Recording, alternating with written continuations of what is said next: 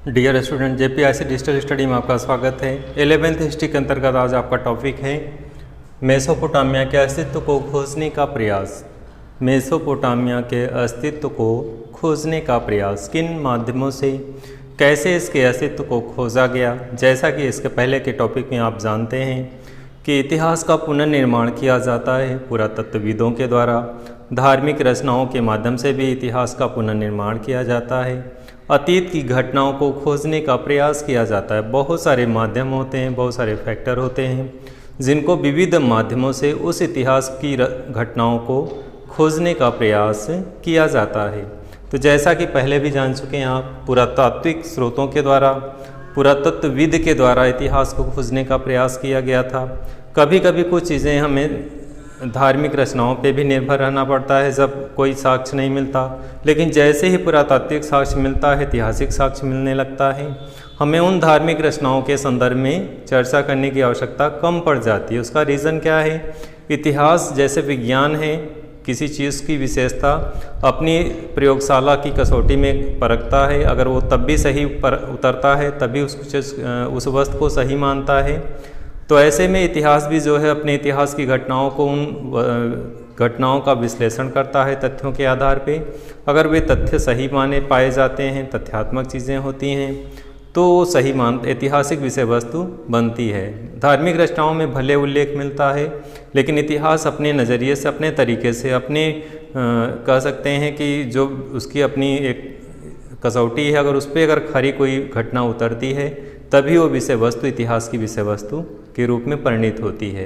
तो आगे हम इस विषय वस्तु को आगे बढ़ाते हैं कि मेसोपोटामिया के अस्तित्व को खोजने का प्रयास किया गया, उसके वजूद के, उसकी व्यवस्था को, किस तरह से मेसोपोटामिया सभ्यता थी, कैसे ख़त्म हो गई, कैसे जलप्लावन हुआ, क्या स्थितियाँ बनती हैं। तो इन घटनाओं के आधार पर हम बहुत सारे चीज़ें हैं कि कैसे इस अतीत को खोजने का प्रयास किया गया। प्रारंभ करते हैं 1873 में ब्रिटिश म्यूजियम द्वारा प्रारंभ किए गए खोज अभियान का उद्देश्य जो था, मेसोपोटामिया में एक ऐसी पट्टिका की खोज करना था जिस पर बाइबल में वर्णित जलप्लावन की कहानी का अंकन था। तो यहाँ पे बाइबल है, रचना है, तो क्या है कि 1873 ईस्वी में डेट एक आई है। 1873 ईस्वी में ब्रिटिश म्यूजियम द्वारा प्रारंभ किए गए खोज अभियान का क्या उद्देश्य था? मेसोपोटामिया में एक ऐसी पट्टिका की खोज करना। तो एक ऐसी पट्टिका की क्या करना था? खोज करना था जिस पर बाइबल में वर्णित, चूँकि बाइबल में वर्णित था ये घटना, इसलिए इस पट्टिका की क्या करना था? खोज करना था। तो बाइबल में वर्णित जलप्लावन की कहानी का अंकन था। जैसा कि आप जानते हैं बहुत सारी घटनाएं, जैसे हड़प्पा सभ्यता में भी एक घटना आई है जलप्लावन की। ये सभ्यता कैसे समाप्त हो गई है, अलग अलग इतिहासकारों द्वारा अलग अलग ऐतिहासिक रचनाओं में उल्लेख मिलता है। कहीं पे भी ये उल्लेख मिलता है कि ये जो है पूरी की पूरी सभ्यता जलप्लावन के कारण नष्ट हो गई, प्रलय आ गया। कहीं उल्लेख मिलता है कोई महामारी फैल गई, इसके कारण ये सभ्यता नष्ट हो गई। कभी कभी उल्लेख मिलता है, इतिहासकारों के द्वारा ये कहा जाता है कि इस सभ्यता में किसी तरह का जलवायु परिवर्तन हुआ होगा, इस तरह से ये सभ्यता नष्ट हो गई। तो अलग अलग इतिहासकारों द्वारा, अलग अलग वहाँ के विशेषज्ञ द्वारा जो अपने अपने विचार दिए गए, जो अपने अपने मत दिए गए, वे भिन्नताओं से युक्त थे। और ऐसी स्थिति में यहाँ पे भी वही चीज़ निकल करके आती है कि बाइबल में वर्णित था, जलप्लावन की स्टोरी थी पूरी, और उसमें क्या दिया गया था? कहानी का अंकन था कि ये उल्लेख किया गया किसी पट्टिका का, तो उसी की खोज करना था। तो 1873 ईस्वी में ब्रिटिश म्यूजियम द्वारा क्या किया गया था? प्रारंभ किया गया खोज अभियान था। का क्या उद्देश्य था? कि मेसोपोटामिया में एक ऐसी पट्टिका की खोज करना था। क्या था? एक पट्टिका जिस पर लिखित वर्णित होता है, कोई चीज़ों का उत्कीर्ण किया गया, घटनाओं का अंकन होता है। तो उस पट्टिका की खोज करना था जिस पर बाइबल में वर्णित जलप्लावन की कहानी का अंकन था। तो इस तरह से बाइबल में जो वर्णित जलप्लावन की कहानी था, उसी का जो वर्णन था, उस पट्टिका की क्या करना था? खोज करना था। अगले बिंदु पे हम लोग चलते हैं। बाइबल में वर्णित कहानी के अनुसार क्या था? कि जलप्लावन पृथ्वी पर संपूर्ण जीवन को नष्ट करने वाला था। यानी जल प्लावन की घटना के कारण, जल प्लावन के कारण पृथ्वी पे जो है क्या हो जाता है, मानव समाप्त हो जाता है, जीवन को नष्ट करने वाला होता है। लेकिन जीवन को पृथ्वी पर सुरक्षित रखने के लिए भगवान ने नोआ यहाँ पे व्यक्ति आया है, नाम कोई व्यक्ति को चुना। तो इस तरह से इस स्टोरी में यह दिया गया है कि पृथ्वी जो है जलमग्न हो जाती है और संपूर्ण जीवन नष्ट हो जाता है। ऐसी स्थिति में जीवन पर, पृथ्वी पर जीवन के लिए सुरक्षित रखने के लिए भगवान ने क्या करते हैं, नोआ नाम के व्यक्ति को चुना। नेक्स्ट पे 1960 के दशक तक बाइबल के ओल्ड टेस्टामेंट की कहानियाँ इतिहास में हुए महत्वपूर्ण परिवर्तनों को अपने ढंग से अभिव्यक्त करने के कारण सही नहीं थी। तो इस तरह से विरोधाभास कहीं कहीं निकल के आता है कि 1960 के दशक, दशक मीन्स 10 वर्ष होता है, तो 1960 के दशक तक बाइबल के ओल्ड टेस्टामेंट के कहानियाँ इतिहास में हुए महत्वपूर्ण परिवर्तनों को अपने ढंग से अभिव्यक्त करने के कारण सही नहीं हैं। तो जो चीज़ें ऐतिहासिक जो घटनाएं हुई इनके माध्यम से दी गई हैं वो सही नहीं है या तथ्यात्मक नहीं है। चूँकि ऐतिहासिक साक्ष्यों के द्वारा ऐतिहासिक घटनाएं जो भी होती हैं वो इतिहास की कसौटी पे परखी जाती हैं, उसका विश्लेषण होता है, संश्लेषण होता है, मूल्यांकन होता है।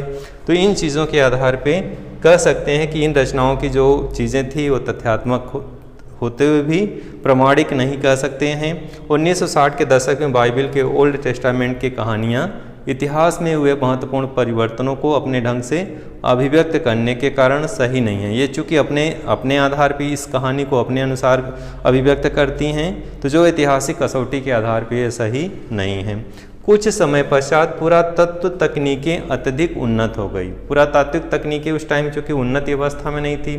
पुरातात्विक अपनी एक तकनीकी होती है किसी सभ्यता की खोज करने में, उसकी अपनी एक शैली होती है कि कैसे किसी घटना को, किसी ऐतिहासिक घटना को दूसरी घटनाओं से कैसे कंपेयर करना है। एक सभ्यता की जो चीज़ें उत्खनन में प्राप्त होंगी, दूसरे सभ्यता के उत्खनन की सामग्री को तुलनात्मक विश्लेषण किया जाता है कि कौन सी पहले की घटना है, कौन सी सभ्यता पहले की है और कौन सी बाद की है, कौन सभ्यता ज़्यादा विकसित थी, कौन सभ्यता कम विकसित थी। दोनों के तुलनात्मक अध्ययन से एक नई नई चीज़ें निकल करके आती हैं। तो पुरातत्वविद, पुरातात्विक एक अपनी शैली होती है और उस शैली के आधार पे, चूँकि उस टाइम में पुरातात्विक तकनीकें अत्यधिक उन्नति नहीं थी, लेकिन धीरे धीरे जैसे जैसे उन्नति हुई वैसे वैसे वो तथ्यात्मक चीज़ें निकल करके आने लगी, जिससे साधारण लोगों के जीवन की भी परिकल्पना की गई।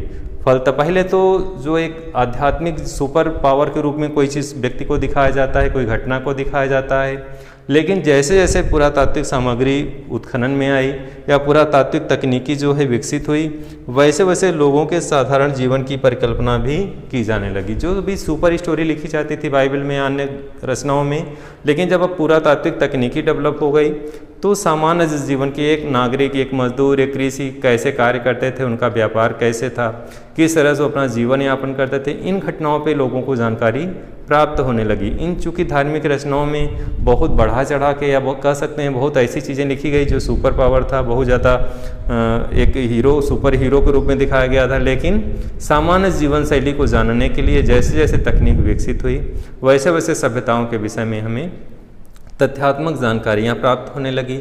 निम्न वर्ग, मध्य वर्ग के विषय में भी हमें जानकारी मिलने लगी कि कैसा इनका जीवन शैली रहा होगा, इनका रहन सहन कैसा रहा होगा, इनका खान पान कैसे रहा होगा, इनकी कृषि पद्धति कैसे रही होगी, इनका व्यापार कैसे रहा होगा, इनकी धार्मिक और आर्थिक स्थिति कैसी रही होगी।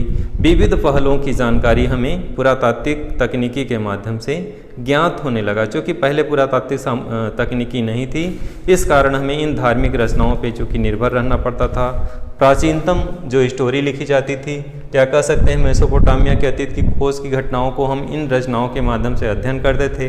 लेकिन जैसे जैसे पुरातात्विक सामग्रियाँ निकल करके आने लगी, पुरातात्विक तकनीकी आने लगी, विकसित हो गई, इस तकनीकी के माध्यम से हमें मध्य वर्ग, निम्न वर्ग, मजदूर के विषय में, शिल्पकारों के विषय में, सामान्य जीवन शैली के विषय में, वहाँ की सामाजिक व्यवस्था के विषय में जानकारियाँ निकल करके आने लगी। इसके पहले हम केवल एक धार्मिक रचनाओं में केवल एक ऐसे कि सुपर व्यक्ति था कोई ऐसा जो मतलब पूरे धरती पे जो है उसी की वजह से आगे पहला पदार्पण होता है, फिर वो कैसे किस तरह से पूरी पीढ़ी को आगे बढ़ाता है, वंश परंपरा मानव परंपरा को।